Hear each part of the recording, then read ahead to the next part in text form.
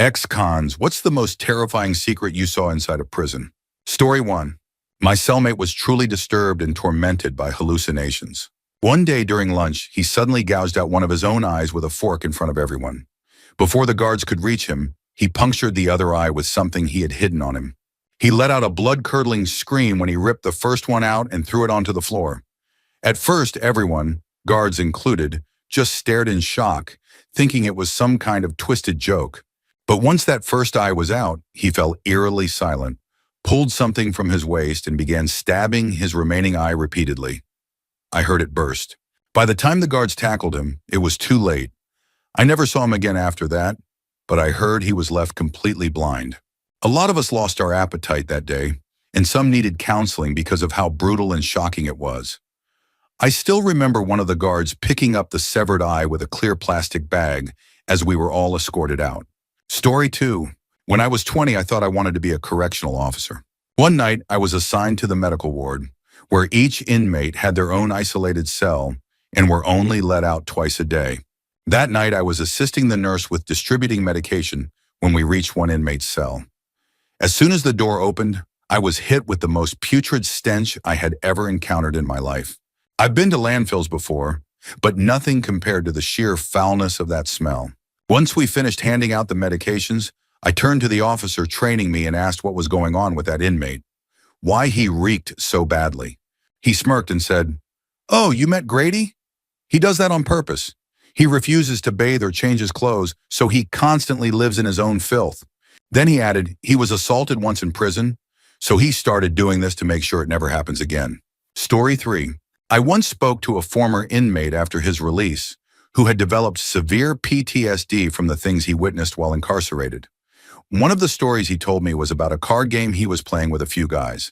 One of them was smoking a cigarette, and another inmate, who wasn't part of the game, walked over and asked if he could get shorts on the cigarette, meaning he'd get the last few puffs before it was put out. The smoker agreed, the inmate walked away, and they went back to playing cards. At some point, the guy smoking must have forgotten and finished the cigarette. A little while later, the other inmate returned, asking for his short. The smoker casually told him that he had forgotten and smoked the whole thing.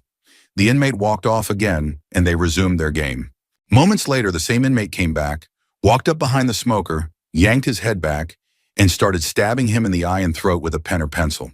The guy bled out and died right there, all because he forgot to save someone a few puffs of a cigarette. Story 4. I was in Lawrenceville Penitentiary in Virginia from 2011 to 2014.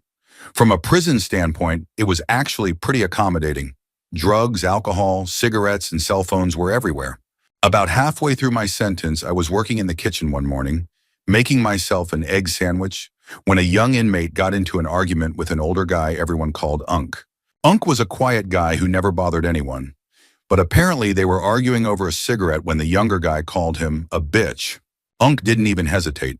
He grabbed an institutional-sized can of green beans, wound up like a pitcher, and launched it across the kitchen, hitting the guy square in the face. Then he ran over, picked the can back up, and started smashing it into the kid's face over and over. By the time he was done, the guy's face was torn up beyond recognition. Unc spit on him and said, "That's what happens when you call a real man a bitch." That was the last time I ever called anyone that word. I learned so much about respect in there. I haven't been to prison in over 4 years, and I've been sober ever since. Thank you, Unc. Hope you're doing well. Story 5. The violence was nothing compared to the people. The guy who taught me Scrabble had beaten his wife to death with a frying pan after she found out about his gambling debts. The guy who taught me poker once tied up his boss in his own house, and when the man refused to give him the combination to his safe, he set the whole place on fire with him still inside. I used to work out with a guy who was caught with 2 arms and 1 leg in his trunk. He was part of an Asian gang, had just completed a hit, and was bringing the remains back as proof when he got pulled over. His co-defendant was snitching, so he spent every waking moment training, waiting for the opportunity to kill him. Before I got transferred to prison, yeah, all of this was just county jail, he finally got his chance. In the middle of a hallway in front of the guards, he attacked the guy and practically ripped his face off. It was such a massive security failure that people speculated the gang had paid someone to make sure the snitch never made it out alive. You live with these people. You play cards, gamble, watch sports. If you're locked in your cell during a big game, you listen through your radios and talk trash through the hatches in your doors. On Wednesdays, your chicken quarter goes into a massive homemade meal for anyone who chips in, and it's cooked by a 22-year-old Crip who's facing 9 separate murder charges but is somehow the nicest guy you'll ever meet. It's wild. Nothing makes sense, and everything is dangerous. You're in it together, but at the same time, everyone's got this bottled up rage ready to explode. I had an aggravated assault with a deadly weapon charge, plus an unlawful possession case, so I got sent to max units. Funny enough, the constant threat of violence actually kept things calmer most of the time. When everyone's a killer, no one wants to get killed. I got stabbed once with a Dixon pencil, courtesy of Richard Busby. Yeah, the same guy who tied his boss up and burned him alive. It was over a gambling debt he owed me. He was old and weak, so I ended up taking twice what he owed, and we were back at the poker table together by the end of the day. You can look him up if you want. I think he just had an appeal denied or something. In there, you either become one of them or you live underneath them. And once you're one of them, they're surprisingly, almost frighteningly, good-natured. Just killing time, waiting for time to kill them. Story 6. Honestly, most of prison is the same kind of stuff you run into in real life. Gang members, thieves, drug dealers, guys with anger management issues. But the real danger is when you get affiliated. That's what keeps you locked up longer and drags you deeper into the system. I was in Lyman, Colorado, in close custody, 1 level below max. It was mostly a chill place, but there was always activity. The worst thing that happened while I was there was when they brought in a busload of inmates from Buena Vista. One of them was this kid, 23 years old, a decent guy, just had a short temper that got him into trouble. Because of that, they bumped him up to close custody. He only had 8 months left before his number was up. He had been in the pod for just 3 days when an older PISA spotted him and claimed the kid had snitched on him back when they were both in Adams County. PISA grabbed 4 others, stormed the kid's cell, and jumped him. They beat him senseless. At the end of it, they dragged him out of his cell, propped his neck on the railing, and one big guy stepped up and kicked him as hard as he could. The kid's neck snapped instantly. The medics flew in with a helicopter, but there was no saving him. All the guys involved caught murder charges. But the worst part? The older PISA yelled, "Fas you, Jimenez!" when he broke the kid's neck. The kid's name wasn't Jimenez. It was Garcia. The PISA had mistaken him for someone else. 8 months left. Arrested at 17, died at 23. Never even saw the outside of a facility as an adult. Killed over a case of mistaken identity. That's how fast things can pop off in prison. Story 7. I was sitting in the TV room in the feds. The inmate phones in this facility were inside little phone booths for some reason. Out of nowhere, a guy ran into the housing unit and rushed one of the booths, stabbing the inmate inside about 15 times. 3 of those were to the face. The guy inside had nowhere to go, couldn't escape. He slumped immediately. The second thing I'll never forget happened in the kitchen. 2 guys made a bet that one of them wouldn't go through the commercial dishwasher. The guy took the bet. He went in. When he came out the other side, his entire body was covered in blisters. 100% of his skin had blistered up, full of fluid. He was airlifted to a hospital in a bubble-wrap suit. I was fresh in at the time, working in the kitchen when it happened. I wasn't in the dish room, but I heard everything. The screams as the machine cycled on still give me chills 10 years later. And I can't unsee what a human body covered in burns looks like. I never found out if he survived. They don't update inmates on that kind of thing. But I do know the guy who made the bet ended up with fresh street charges. Story 8. This didn't happen to me, but my friend did 7.5 years at a notoriously violent prison. There was a canteen where inmates could buy things, but you could only go at certain hours. There were also inmates in PC, protective custody. Usually those were the ones with charges that made them targets, like ESSA offenders. They were only allowed to go to the canteen at a separate time for their own safety. But one day, something went wrong. For some reason, the PCs had to go with the general population. To reach the canteen, they had to walk through a long hallway with security doors at both ends.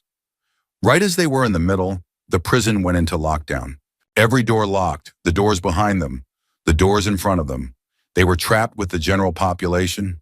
I don't remember if my friend said there was a guard there or not, but it didn't matter. The PCs had no way out. The other inmates took their opportunity and went wild. They beat them mercilessly. Teeth were knocked out. Fingers were broken.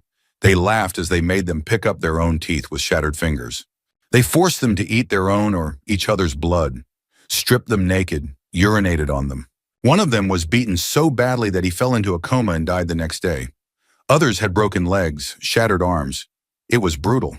But what stuck with my friend the most was the blood.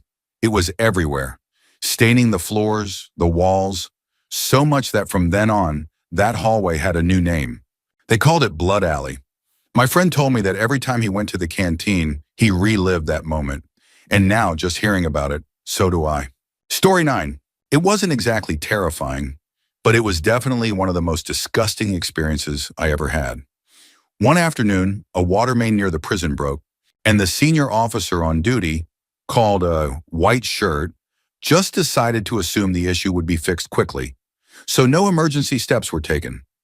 This was during the peak of summer in Florida. Within 5 hours, the toilets were overflowing with waste, and people started defecating on newspapers on the floor like animals.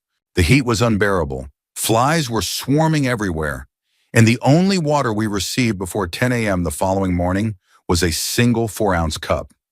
The entire facility reeked, and the conditions were beyond inhumane.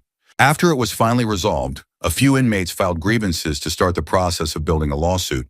Each of them was taken individually to meet with the head administrative officer, a colonel in DOC terms, and told very clearly that if they continued pursuing legal action, they would be beaten to death, and the paperwork would reflect that they had died while attempting to kill a correctional officer. That was the end of it. Story 10. I spent time in county on misdemeanors, and during my first week, an alcoholic died in the cell below mine. We could hear him moaning and begging for help. The guards had been in and out multiple times. The last time I heard a guard tell him to deal with his bad choices like a man. Shortly after that, the man had a seizure and died in that cell, lying in a pool of his own filth. The following week, the jail went into lockdown, and inmates were rioting in their cells. Fire sprinklers were smashed, flooding the pods. I saw multiple inmates get hauled out after being pepper sprayed and subdued. Those of us who weren't participating were left alone in our cells, just sitting there with nothing to do but listen. This all happened in a relatively small town, population around 80,000. The man who died was a well-known homeless guy. He was notorious for picking up petty charges just to get a warm bed in the winter. His final arrest? Drinking on the courthouse lawn. The whole thing stuck with me because when you're incarcerated, your medical care is in the hands of the facility, and I've never met colder, more indifferent people than the jail medical staff. Story 11. I'm not an ex-con, but I worked in prison administration. Right before I started working there, an inmate was placed on a classification override, meaning he was too dangerous for this facility, but had been sent there anyway. He was completely psychotic, rambling nonsense to his 2 cellmates. Then out of nowhere, he screamed that he was the devil and gouged out one of the other inmates' eyes while the 3rd cellmate was frantically pressing the emergency button. The responding officers were so traumatized that in-house therapy was mandated for them. Another incident happened while I was working. A young guy, in for gang-related charges, brutally beat an older man to death shortly after he was admitted for child crimes. Turns out that man had raped the younger inmate's little sister. The 2 didn't share a last name, and she wasn't listed in classification records, so no one made the connection. When the staff responded, they found the older man's head kicked in so badly that his skull was unrecognizable, described as having the consistency of Jell-O. Story 12. I saw a guy get his head caved in right inside his cell. A new inmate had just arrived and refused to show his papers. Another inmate claimed he had been in court with him and outed him as a pedophile. Later that day, the prison keys, the ones who ran the place from the inside, told him he needed to roll his shup, meaning he needed to ask for protective custody. He refused. That night, after lockdown, his cellmate took a pencil and stabbed him in the eye. Then he pulled him off his bunk and repeatedly smashed his head into the wall until there was nothing left. When he was done, he calmly pressed the intercom, called the CO, and let them handle the rest. I could see everything through my window. They were in the cell right across from mine. Story 13. A white kid got absolutely destroyed for accidentally sitting on the front bench of the TV area on his second day. They waited for rec, then started walking with him. Every lap they made, more guys joined in. Once they reached the blind spot, they jumped him. 6 or 7 guys beating a 120-pound skinny kid. They were climbing up the fence and jumping down on his head. He was out within seconds, but they kept going until the COs finally gassed everyone. They snapped his lower back, and now he's in a wheelchair, all because he didn't know any better. The worst thing I ever heard was a grown man being assaulted one night. He had refused to pay a protection fee, and 3 guys attacked him. They violated him and then stabbed him with a toothbrush shank. I've seen some crazy things, but that was the one that stuck with me the most. Sometimes I still have nightmares about it. I've never heard screams like that before or since. Story 14. I work in jails across the country, and there are a lot of unsettling moments. Violence between inmates, suics, psychotic breaks. I remember trying to teach a nurse one day while an inmate kept screaming at me, "Put your eyeballs back in your head. Beat panada renni." They're rolling around on the floor. But the moment that stuck with me the most happened while I was helping a doctor. When she sees patients, I usually step outside the room so I don't interfere. That day, she was working with an inmate who had stood out to me before. I see hundreds of faces during MedPass, but I remembered him because he was polite. Always said, "Hello, ma'am. How are you?" "Thank you. Please." That's rare. I even glanced at his chart to check his name, which I almost never do. While I was standing in the hallway outside the doctor's office, another inmate waiting to be seen looked at me and said, "Stay away from that motherfucker. He's crazy." I laughed. It's not every day you hear one inmate warning you about another. I don't even let people stand within 5 feet of me. But then his tone changed. He got serious. His voice dropped. "No, I'm serious. Stay away from that dude. He's fucking insane." I nodded, taking his word for it.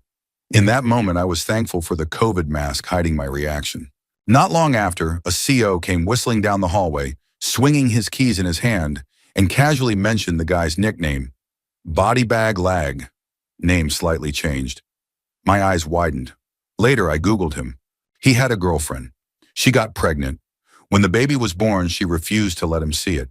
He wanted custody, so he and his entire family, his mom, dad, and brother, planned and executed a massacre. They eliminated all 10 of her family members, anyone who could have taken custody before he got it. And I think it actually worked. He had custody of the baby for a while. Then out of nowhere, he confessed. He turned himself in and threw his entire family under the bus. I don't know if it was guilt, religion, or something else, but he broke.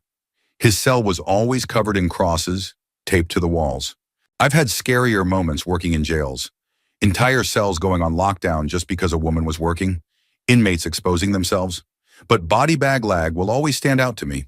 Story 15. I saw a guy get mauled by a dog for taking a banana out of the dining hall. The CO told him to stop, but something in the inmate's movements triggered the dog, and it attacked. As he screamed for help, the unit manager jumped on top of him, pressed an elbow into his neck, and held him down while he bled on the stairs. This was at a minimum security camp. 90% of the inmates were just alcoholics or drug offenders. There shouldn't have been a dog in the first place.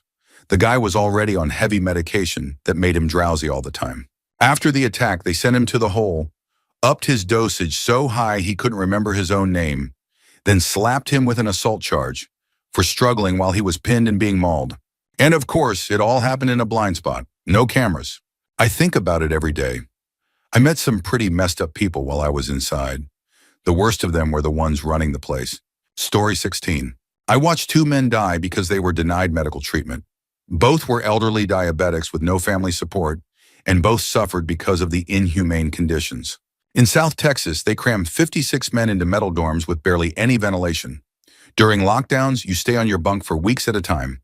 Plastic mattress, no movement, only allowed a 5-minute shower every 3 days. I was in decent shape, and I still thought I might die there.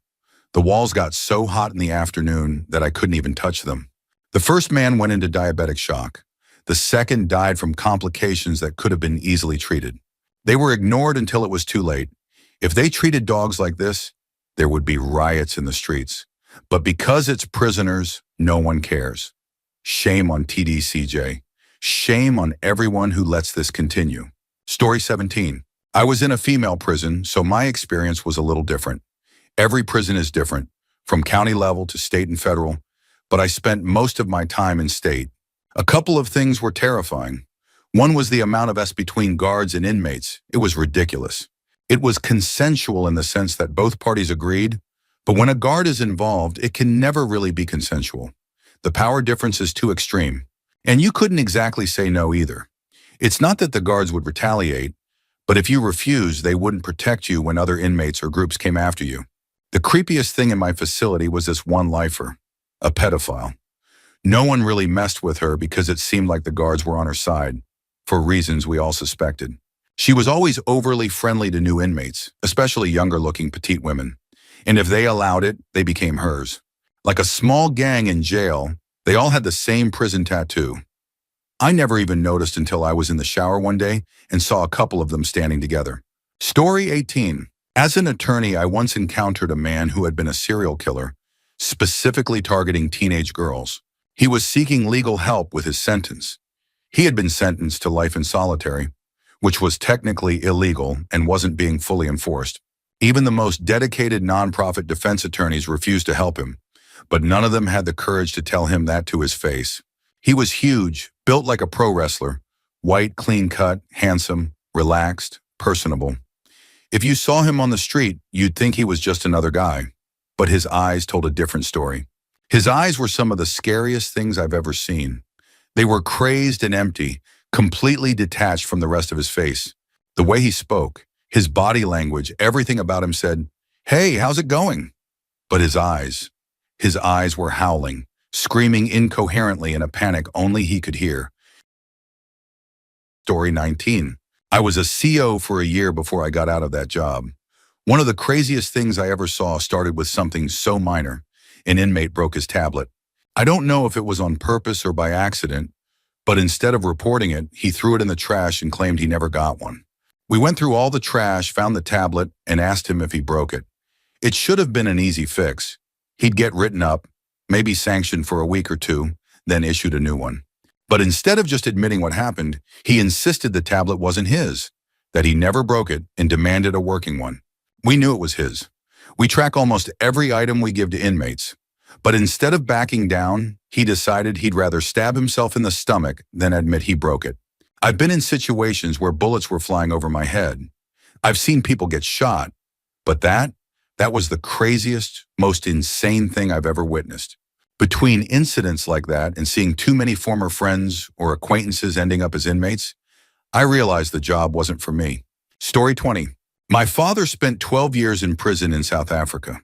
He was surrounded by some of the worst criminals from all over the world.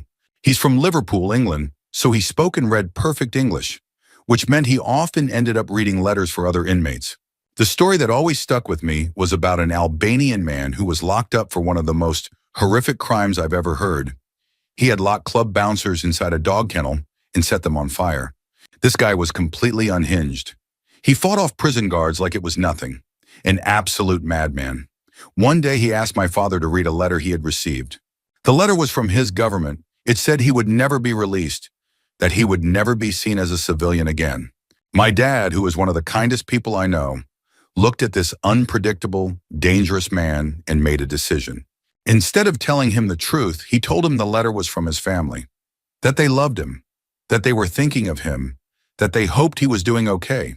The Albanian lit up with happiness, completely made up with what he had just heard. He left my father alone after that, but deep down, my dad knew exactly what would have happened if he had told him the truth. Story 21. A family friend worked as a CO in multiple prisons across Southern California. One of the saddest things he ever saw was how many inmates didn't realize their true talents, passions, or gifts until they were already behind bars, when it was too late. He met inmates who were incredible artists, as skilled as professional animators. Others in the electronics shop were so naturally gifted that they could have been electrical engineers, mathematicians, or at the very least, skilled electricians. Some in the wood shop were master craftsmen, able to create beautiful, intricate pieces with ease. He saw inmates who could have been chemists, writers, mechanics, teachers, chefs, barbers, tattoo artists, personal trainers. The list went on. These were people who should have been productive members of society, but instead they had been dealt a bad hand early in life and ended up going down the wrong path. Seeing that wasted potential every day was heartbreaking. Story 22. I was a CO for a while, and I've got plenty of stories. One guy stopped taking his psych meds and minutes before we were alerted by medical, he shoved a pencil through his cellmate's eye, over an open Raymond packet. Luckily, the pencil went between the eyeball and the socket, so there was no real damage. Still, hell of a way to wake up from a nap. On a different shift, I found something that made my stomach turn. We were doing a routine cell search on a known chomo, and I came across what looked like a collection of nude photos. At first, they seemed like normal adult pictures, but then my brain clicked. I realized what I was actually looking at. He had mixed in disturbing cutouts from children's dance and gymnastics catalogs, as well as swimsuit ads from magazines. They were just innocent images, but in that context, it made it even worse. We tried to have him removed from the tier, either as punishment or for his own safety. We didn't care which. When that didn't happen, my sergeant broke protocol and straight up threatened him. If we ever found anything like that again, we'd make sure the other inmates found out. Story 23. I spent almost a year in a medium and low-risk facility for women in New York State. These prisons were mostly for nonviolent offenders, while the more serious cases were sent to the maximum security facility in Bedford Hills. However, if someone in Bedford maintained good behavior long enough, they could have their security level reduced and be transferred to a lower-risk facility. When COVID hit, the system changed. The prison population dropped from about 1,000 inmates to less than 400, with the state trying to release as many people as possible. They also started transferring inmates from Bedford to lower-risk facilities under looser guidelines. Some of the women who got transferred would have never qualified for it before the pandemic, but the system was shifting to consolidate costs. New inmates arrived every Tuesday, either first-time offenders or transfers. One dorm in particular, J Dorm, saw a huge influx of Bedford transfers in a short time. In every dorm, there was a locked plastic utility box near the officer's desk containing cleaning chemicals like bleach, which were being used constantly due to COVID. The rule was that only officers could unlock it, but in reality, it was usually left open so inmates could clean throughout the day. We also had hot plates in the dorms for cooking. One afternoon, 2 of the Bedford girls took a spray bottle of bleach, boiled it on the burner, and waited. Most of the other women were either at work assignments or in classes, so only about 10 of us were there. I was on the phone with my boyfriend when I noticed the smell. They had the window open so nobody said anything or questioned what they were doing. I didn't realize it was bleach at the time. I kept watching as they kept glancing toward the glass window where the officer sat at his desk. Then one of them went into the TV room, a separate area with glass walls. After a minute, she got up and went into the dorm area where all the rooms were. A few minutes later, she came out with another inmate, and they all went into the bathroom. Meanwhile, the 2 at the burner dumped the boiling liquid into a bowl. I was still on the phone when they walked into the bathroom. Then I heard yelling, followed by the most horrifying sound imaginable. Something I didn't even think a person could make. A splash hit the tile floor. I told my boyfriend something bad had just happened. That's when I realized. They had just thrown the boiling bleach on her. The officer came running, and the entire dorm went silent. The TV shut off. I hung up my call. We could hear the struggle as the officer tried to break it up.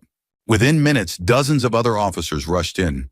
The rest of us were locked down, ordered back to our rooms. The injured girl's screams were haunting. She sounded like she was dying. I couldn't stop shaking. I didn't sleep right for weeks. I can still hear her screams when I think about it. The 2 attackers and the girl who lured her in were immediately sent to SHU in charge. The injured girl was taken to an outside hospital. It was the most horrifying thing I ever witnessed in prison. It will haunt me forever. Story 24. I went to prison in 2020, not just county jail. County jail is where you wait for trial and sentencing, but if you get more than a year, they send you to prison, a bigger facility with more structure, more inmates, and more to do. After sitting in county for a while, the bus finally came to pick us up. In Georgia, they send you to a diagnostic prison before assigning you to your permanent facility. For men, that place is Jackson State Prison. When I arrived, they put me in an open dorm with bunks stacked 3 high. I was in there with lifers, murderers, and child predators. Gang violence was a constant reality. One day, 2 guys in the dorm got into an argument over something small. One was a blood, the other a crip. It escalated fast. What started as shouting turned into a full-on brawl, and before long, the crip ended up getting stabbed in the face. The guards never came. No alarms, no intervention, nothing. Eventually, the situation just resolved itself. The guy survived, and no one else got involved. Crazy how prison has its own politics. Story 25. Clyde Barrow of Bonnie and Clyde fame was sentenced to hard time for robbery at Easton Prison in Texas, a place so brutal it earned the nickname the Bloody Ham. Guards didn't interfere unless someone was actively getting murdered, and even then, they didn't care. To maintain order, they appointed the most sadistic inmates as building tenders, prisoners who kept the rest in line through sheer violence. One of these men was Ed Crowder, a rapist who preyed on the weakest prisoners. Clyde was scrawny and small, and for 10 months, Crowder tormented him. Nobody stepped in. The other inmates were just relieved it wasn't them. But Clyde wasn't the type to accept his fate. He reached out to another building tender, a lifer named Scally, who despised Crowder just as much as Clyde did. Clyde told him he planned to kill Crowder. Scally, knowing he was already serving life, agreed to take the blame. One night, Clyde made himself bait. He strolled past Crowder's bunk and walked alone into the showers. An easy target. Crowder followed, thinking he had another night of domination ahead. Instead, Clyde pulled out a concealed lead pipe and crushed his skull. Scally emerged from the shadows, stabbed the body several times, and even gave himself a slash on the ribs to make it look like self-defense. The guards bought it. Scally took the fall, and Clyde walked away with his first kill. Years later, deep into his crime spree with Bonnie, Clyde kept his promise. They raided Easton Prison with machine guns, freeing 5 inmates in the process. The plan was to stage a mass breakout, but Clyde's main objective was to free Scally. Unfortunately, Scally didn't make it out. Story 26. I'm a woman, and I spent quite a while locked up in county jail. Whenever someone comes in with drugs or paraphernalia, it's a big deal. Depending on who you know and how you handle it, things can go very badly. One time a girl, early 20s, came in with a meth pipe. She was completely open about it, letting everyone in the pod use it. A few hours later, she asked for it back, saying she was about to be transferred to another pod. That was a problem.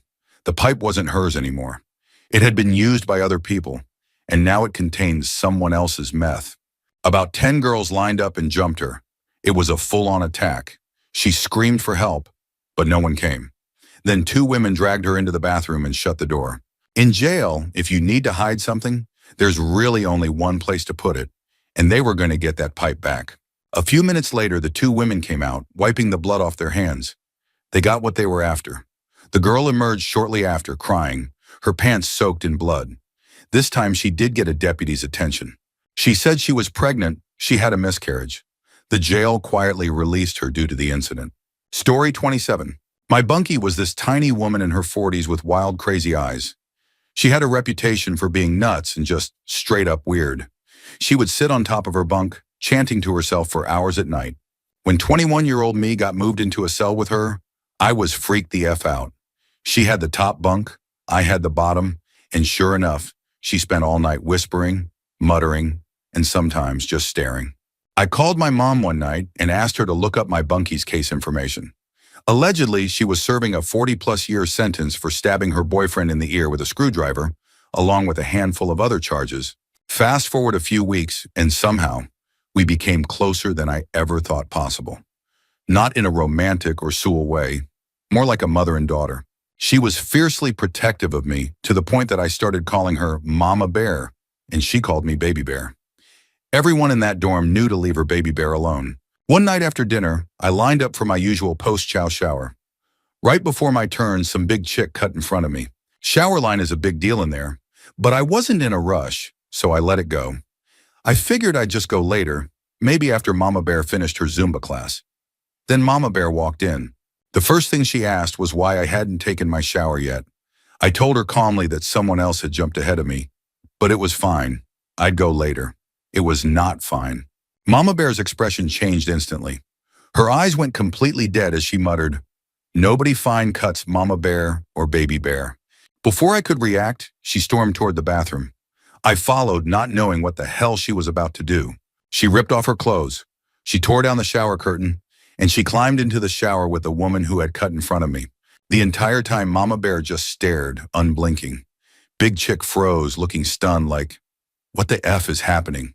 Then, without breaking eye contact, Mama Bear snatched the soap from her hands and started lathering herself up. "You want to cut me in my bunkie?" she screamed. "You want to take her turn? You want to take mine?"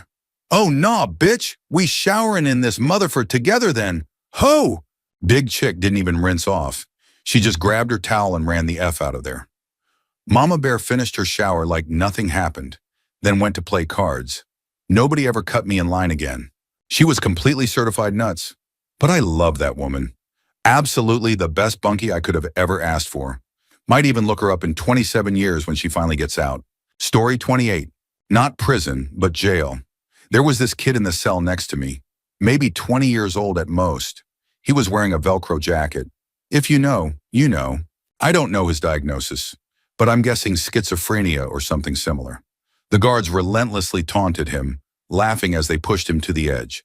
Eventually, he tried to kill himself, bashing his head against the wall. Instead of stopping him, they just tackled him, restrained him to a chair, and called the nurse. And they kept taunting him.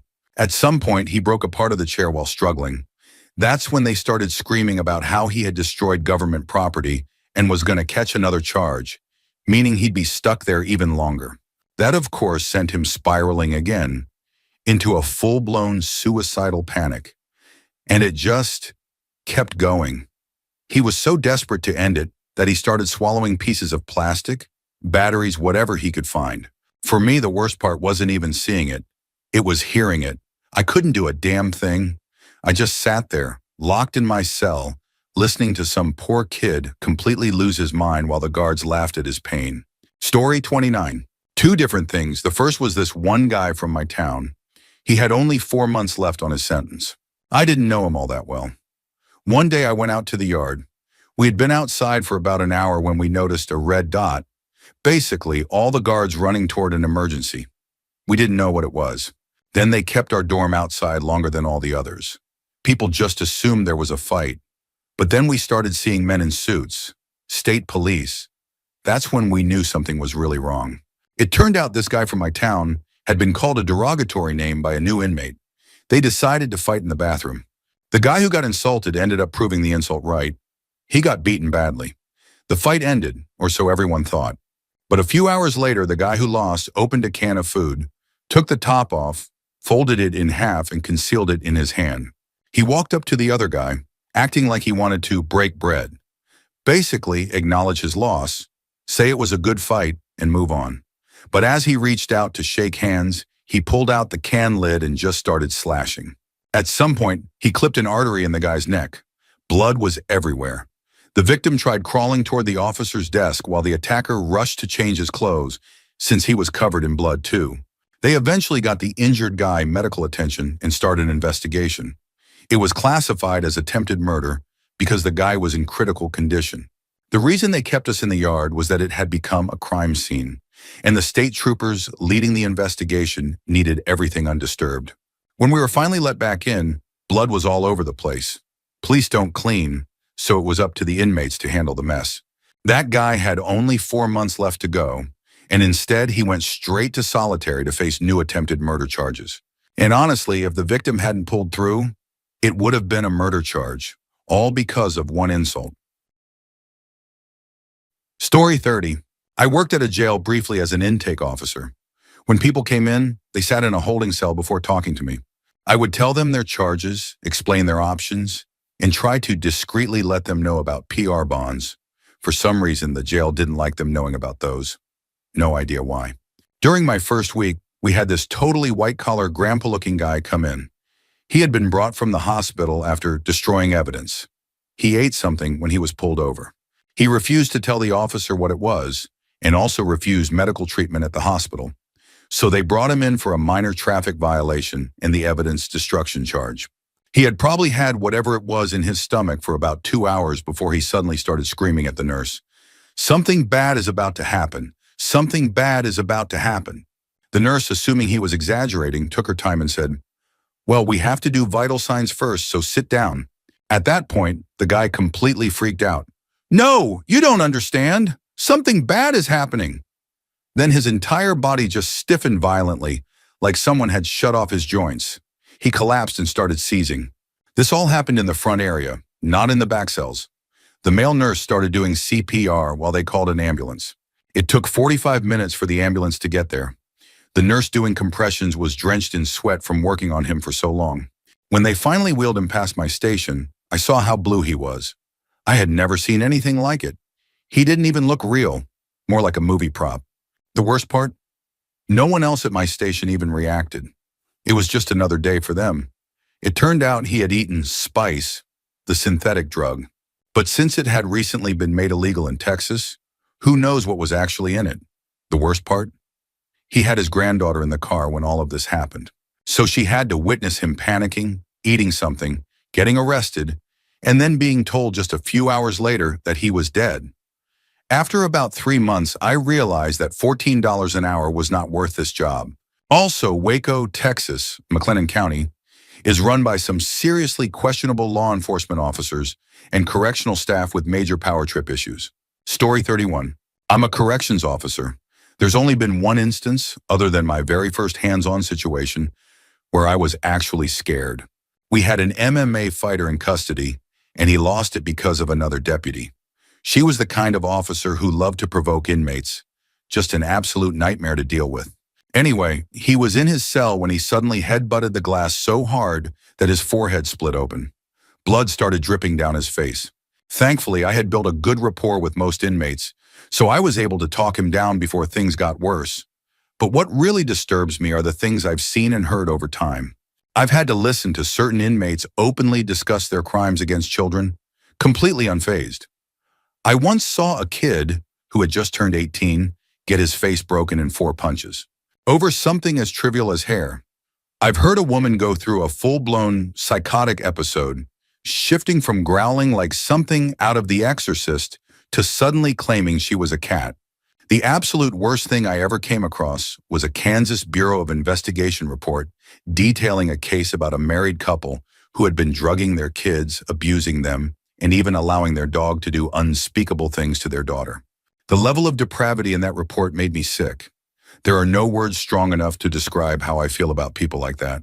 Story 32. The craziest thing I ever saw was a guy getting killed after having his head smashed into the concrete. What made it even worse? The guy who did it was actually one of his closest friends. It all started over a stupid misunderstanding. The guy who ended up being the killer had left a peppermint stick, a cheap 10-cent treat from commissary, on a table in the day room while he went back to his bunk to grab something. His friend, thinking it would be funny, decided to hide it as a joke just to mess with him. Now here's where prison rules come into play. If someone takes something from you in there, it's not just theft, it's basically them calling you weak. And in that environment, if someone thinks they can take that, then they might think they can take other things too. Yes, that kind of thing. So when the guy came back and couldn't find his mint stick, he immediately called out the entire pod, saying that whoever took it was weak, worthless, and worse. That's when his friend, the one who had hidden it, laughed and said, "Hey, relax, I've got it. It was just a joke." But by then, it was already too late. The guy had just publicly called out the whole dorm, meaning he was now obligated to respond or risk losing all respect. And in prison, once you call someone out, you can't back down. The fight that followed was brutal. So much so that, in the heat of it, the guy who had been pranked smashed his friend's head into the concrete repeatedly until there was no coming back. Life flight was called, but it was obvious he was gone long before medical even showed up. A life lost over a joke, a 10-cent peppermint stick. This kind of thing happens all the time in prison. I once saw a guy get severely beaten just for sitting on the wrong bench. Everything is segregated in there. Every group has its own territory. In this case, a Hispanic guy unknowingly sat on the wrong bench, one that belonged to a different group. The response? Immediate. They didn't just beat him, they slashed his neck open with a makeshift blade. Razor blades melted into a comb. Respect is everything in prison. Even the perception of disrespect can get you hurt. Or worse. Because if one person gets away with it, everyone else sees that as weakness. And in there, weakness means someone owns you. And that's a fate worse than anything. Story 33. Pretty much, yeah. People getting beaten to death or stabbed 57 times with a piece of steel ripped off a bunk drawer or something like that. Anyway, booze was my thing. I could make alcohol out of almost anything. And once I had wine, I wasn't far from making liquor. All I needed was for the guards to back off for about 4 hours so I could burn it down properly.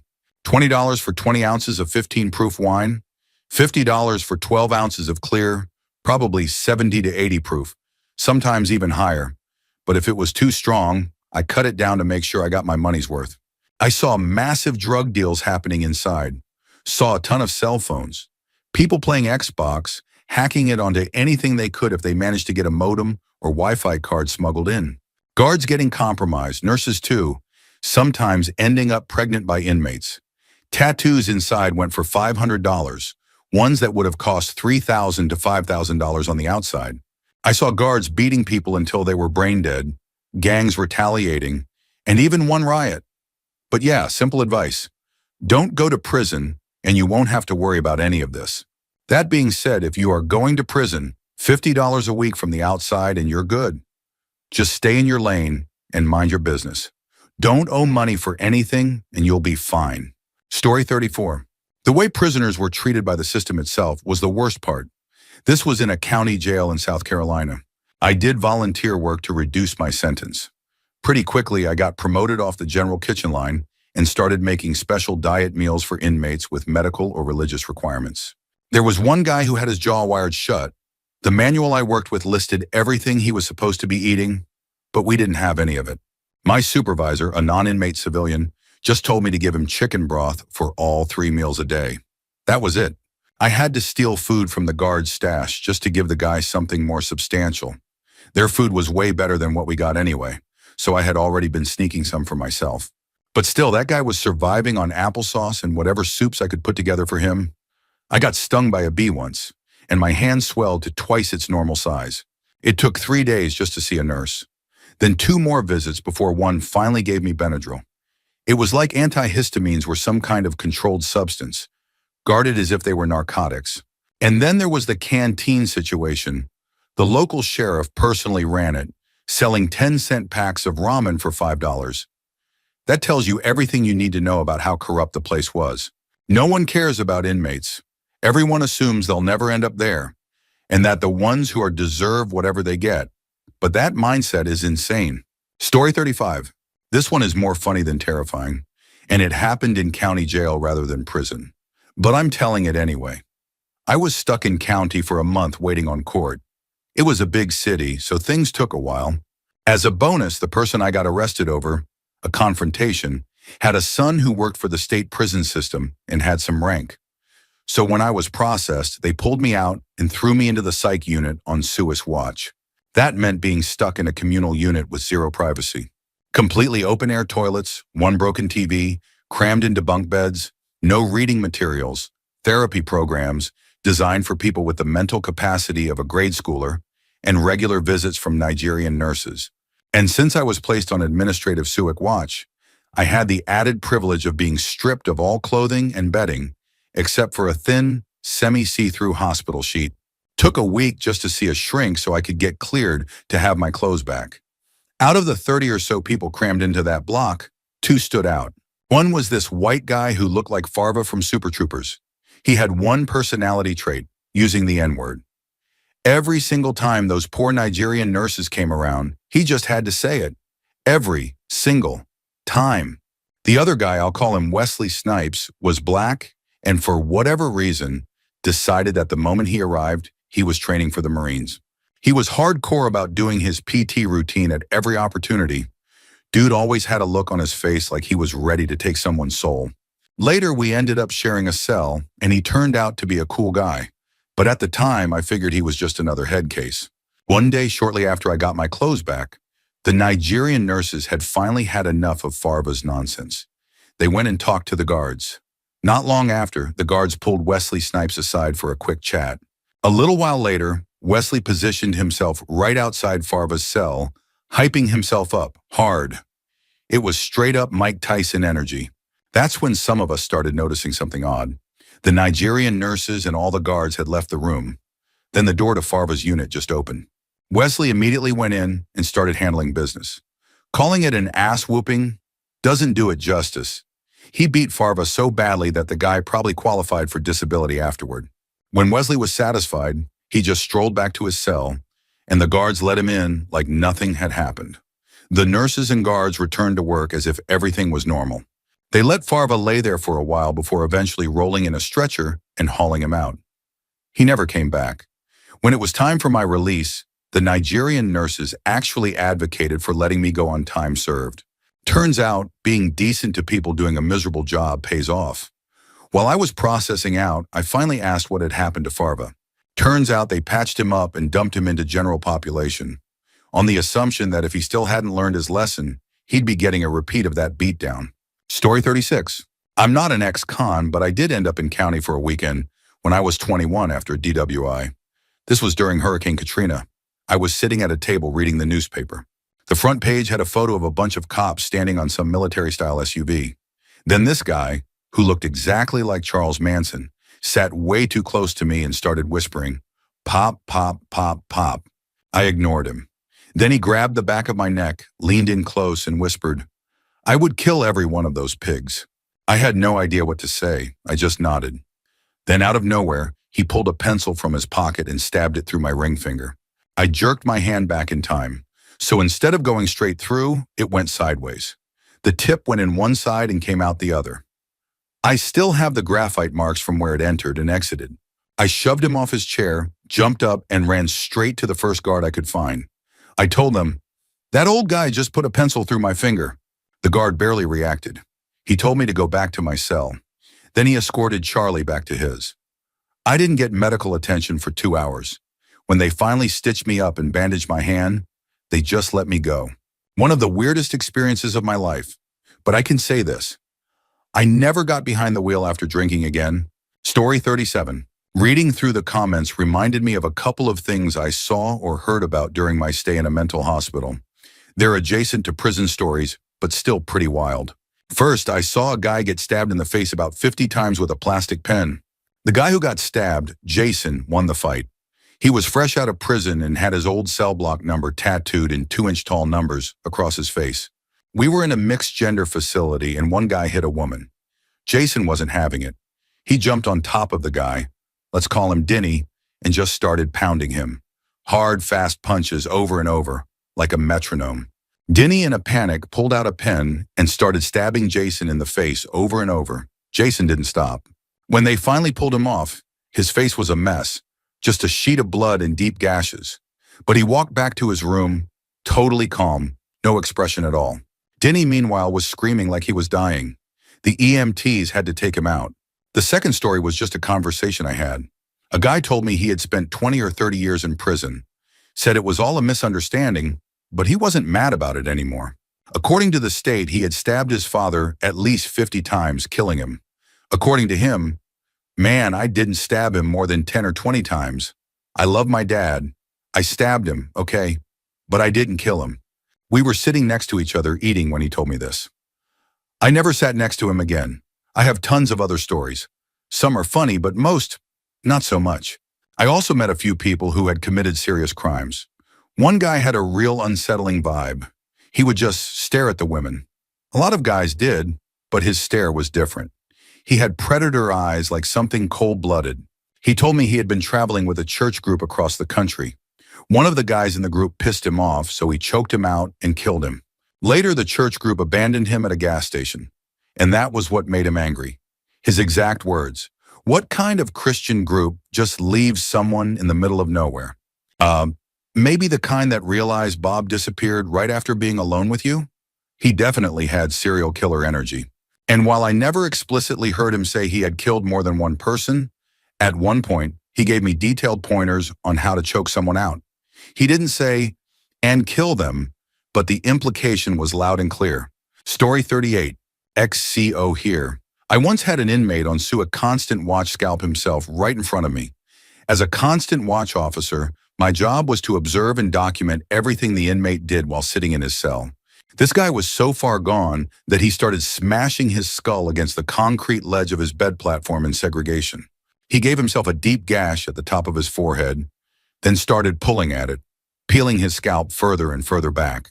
At one point, he broke a pencil to use as leverage, digging it into the wound and pulling his skin back even more. The whole time I was screaming for medical, a sergeant, anyone who could help. But I couldn't open the door myself due to policy. It took 20 minutes before a nurse finally showed up, only to refuse to use the restraint chair because it was the weekend, and getting approval required a deputy's signature due to human rights concerns. So instead, they just put him back in his cell. The weak stitches they gave him were immediately ripped out, and he went right back to what he was doing. I called in 3 emergency requests, trying to get approval to have him taken to a hospital. But we didn't have enough staff to escort him, and the on-call deputy refused to answer his phone. So I was forced to just sit there, watch, and document everything while this man continued to tear his own scalp off. Then to top it all off, they tried to force me into 12 more hours of overtime so that I could escort him to the hospital, because making me work a 36-hour shift was the only way they could meet his staffing requirements. After finishing that 24-hour shift, I broke down and cried for 4 hours straight. Story 39. Damn, reading these stories makes me even more grateful that I did time in a women's prison instead. I saw fights and plenty of other messed up things, but the most disturbing thing I witnessed was my bunkie's medical situation. She had a perineal tear. She had given birth shortly before being locked up, and the tear never healed properly. Basically, her vagina and anus were one hole, and the longer it went untreated, the worse it got. She started passing blood, and at one point, some kind of tissue started coming out of the opening. She thought it was a tumor, but I'm pretty sure something inside her had prolapsed. It was bad. But despite everything, despite being in excruciating pain and suffering from fecal incontinence, she was denied medical care for a year. The entire time she was forced to work on the hoe squad, doing hard labor in the fields. Prison staff straight up ignored her condition, despite how obviously severe it was. The level of neglect I saw when it came to inmates who desperately needed medical care was shocking. Story 40. New Orleans Parish Prison. I watched a younger Mexican guy get completely brutalized by about 8 other inmates while he was still in his bunk. One guy put his knee on his neck to pin him down, while 2 others stood on a rolled-up sheet behind his knees, keeping him immobilized. They ripped his orange jumpsuit and took turns assaulting him for what felt like over an hour before any guards finally bothered to check in. Medical wasn't far behind, and when they helped him stand up to get on the gurney, everything just fell out of him at once. His insides, blood, waste, and everything else hit the floor in a horrifying mess. The smell was indescribable. A mixture of bodily fluids, backed up waste, and the stench of the red beans and rice they fed us almost every night. The next day I asked what had caused it. Turns out the guy was a serial child molester, convicted on 13 counts. First day in was his last day. The rumor was that after they patched him up in surgery, someone strangled him with an oxygen tube and impaled him with a broom handle. On the bright side, you could roll your own cigarettes and smoke on the yard. Story 41. Hello everybody. A new friend of mine told me about this post, so I decided to comment. I know what kind of stories people are expecting, and trust me, I have plenty of them. After 22 years and counting behind bars, I've witnessed it all. Stabbings? Been there. A guy diving headfirst off the 3rd tier? Saw it happen. Self-mutilation? More times than I can count. Deaths at the hands of others? Unfortunately, yes. These things are a reality of prison life. But I won't be telling any of those stories. Why? Because all of those things happen to real people. Some are still alive. Some may even be reading this. And I don't believe in glorifying this life. It shouldn't be glorified in the first place. Instead, I want to tell you what I find truly terrifying. What's terrifying is that America locks up more of its citizens than all other first world countries combined. That we as a nation just sit back while families are destroyed by sentencing laws that make zero sense. The 3 strikes law, habitual criminal statutes, mandatory minimums that punish people for crimes they've already served time for. I, for example, am serving 35 years to life for a fistfight. The system claims these laws protect people, but the ones they are meant to affect aren't the ones suffering. Offenders, child predators, rapists, get slaps on the wrist and are sent home in just a few years, only to reoffend, and we know they will. Some crimes cannot be rehabilitated. You can't fix what someone is attracted to. If a person is wired to be aroused by harming children, they will do it again. Yet they get out, they reoffend, they come back, they get let out again, and they do it again. Meanwhile, people like me sit here, rotting, waiting decades for even a chance at being found suitable to go home. That's terrifying. What's even more terrifying? Most people don't believe this is happening, and even more of them don't care. Nobody cares until it affects their family, and by then, it's too late. Imagine what we could accomplish if the attention this post is getting went toward fighting these sentencing laws. Instead, we're sitting here trying to impress each other with the most horrific stories about prison. It's sad. Look at the awards on this post. Our priorities are completely messed up.